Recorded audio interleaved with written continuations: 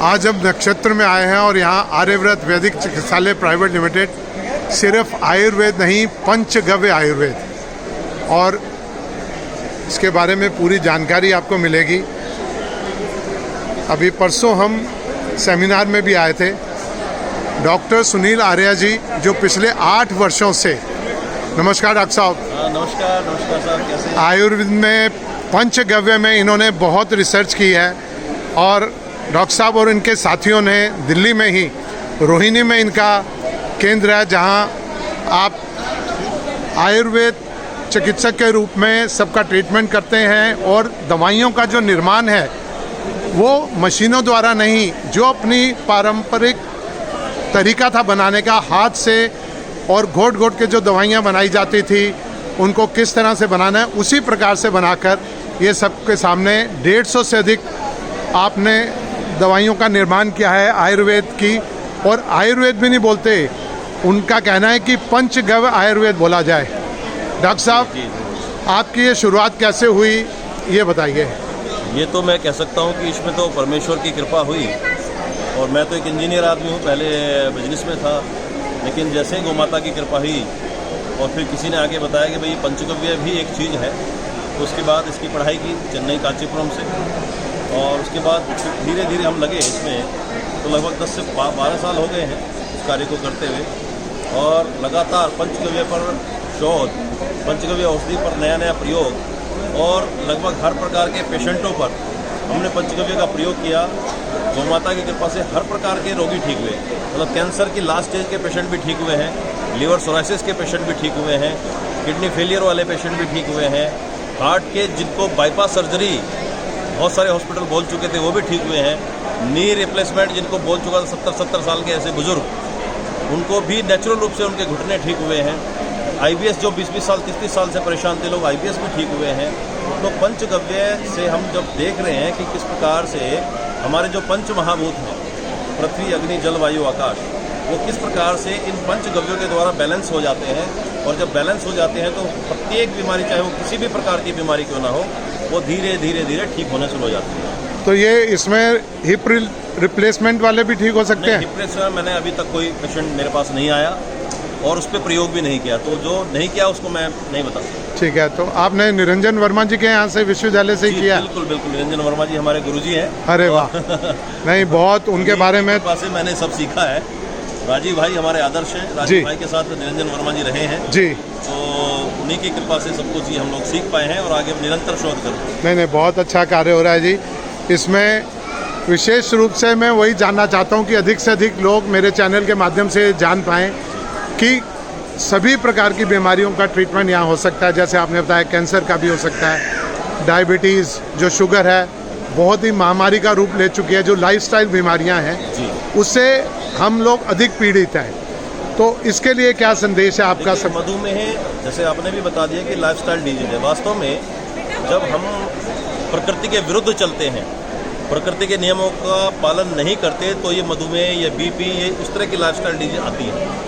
तो पंचगव्य के द्वारा इनको पूरी तरह से ठीक किया जा सकता है।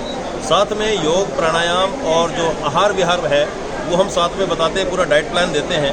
उसको जब व्यक्ति फॉलो करता है तो 6 से 8 महीने में डायबिटीज से पूरी तरह से मुक्ति पा सकता है। मतलब दोबारा उनको दवा नहीं खानी होगी? हाँ, दवा का मतलब ये ठीक हो गया तो पैंक्रियाज ने इंसुलिन बनाना शुरू कर दिया तो मधुमेह खत्म हो गया। बहुत और ये प्रक्रिया विकराल रूप थायराइड भी ले चुका है हमारे देश में।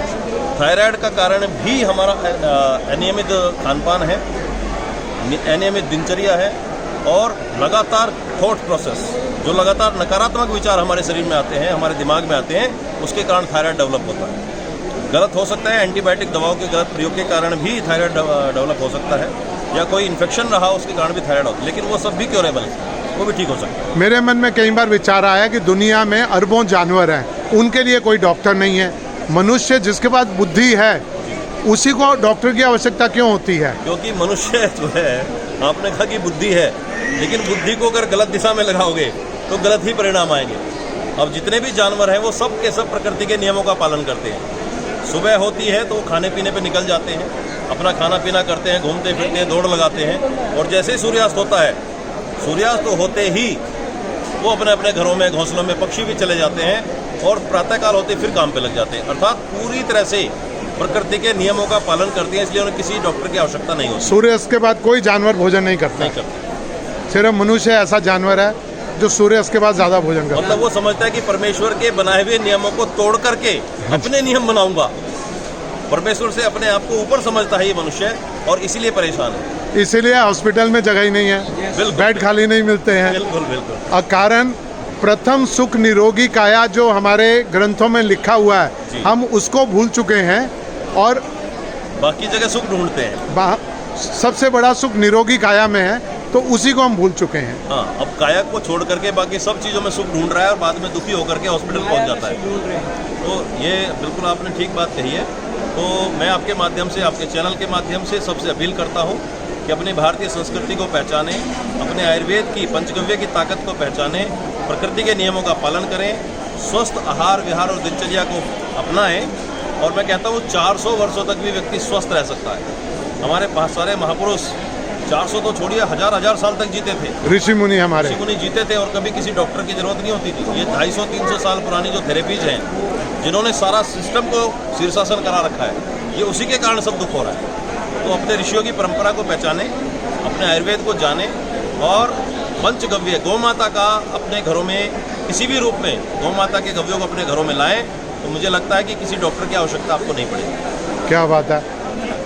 गौशाला में जाना, गौशाला की सेवा करना गौ माता की, और उसी के बनाए हुए जो हमें दिव्य वस्तुएं मिली हैं, उत्पाद जो मिले हैं, उनका हम प्रयोग करें तो हम अपने आप को स्वस्थ रख सकते हैं, अपने वातावरण को शुद्ध कर सकते हैं। अभी जैसे सुना कि अगर भोपाल में जो गैस कांड हुआ था, उसमें वो सब लोग बच गए जो गोबर के बने हुए घरों में रह रहे थे और जो यज्ञ करते थे, और उन पर रेडिएशन का कोई असर नहीं हुआ। बाकी जितने भी भव्य अरबों के भी जो मकान थे, उन सब में उस गैस का प्रभाव हुआ। लेकिन गोबर वाले घर के अंदर, देखिए, गोबर सबसे बड़ा एंटी रेडिएशन होता है जी, और उससे भी बड़ा यज्ञ जो होता है, जो गाय का घी होता है, उसको जब आप उससे अग्निहोत्र करते हैं तो आपके चारों तरफ एक इस तरह का ऑरा बन जाता है, इस तरह की एक लेयर बन जाती है जो किसी भी जहरीले गैस को, माइक्रो बैक्टीरिया को आपके आसपास भी आने नहीं देती है। तो जो नियमित रूप से गाय के गोबर का लीपन अपने घरों में करें और गाय के गोबर से बने हुए कंडों से, गाय के घी से और दिव्य जड़ी बूटियों की जो बनी सामग्री से यदि अग्निहोत्र करेंगे तो घर भी शुद्ध होगा, ये पूरा पर्यावरण भी शुद्ध हो जाएगा। वर्षा जो होगी वो भी शुद्ध होगी और अन्न भी शुद्ध पैदा होगा। तो ये सब आपस में जुड़ा हुआ है। बिल्कुल ठीक है। अभी आधार गाय है। अभी 2-3 दिन में होली दहन होगा जी, तो उसमें भी आप कहेंगे कि सब कंडे से, गाय के कंडों से ही होली को जलाया जाए, जिससे हम अपने वातावरण को शुद्ध कर लें। और हमारे पूर्वज करते थे, जब तक हमारे पूर्वज इस प्रकार करते थे तो वातावरण शुद्ध होता था। ये जो महामारी आई है, पेंडेमिक जो जिसको आप कहा, कोविड जैसी महामारियाँ, ये उस समय इतनी नहीं आती थी, कारण कि चारों तरफ यज्ञ होते थे और गाय के कंडों के द्वारा होली आदि जलाई जाती थी, तो उससे ये बीमारियाँ आती नहीं थी समाज में, पर्यावरण बिल्कुल शुद्ध रहता था।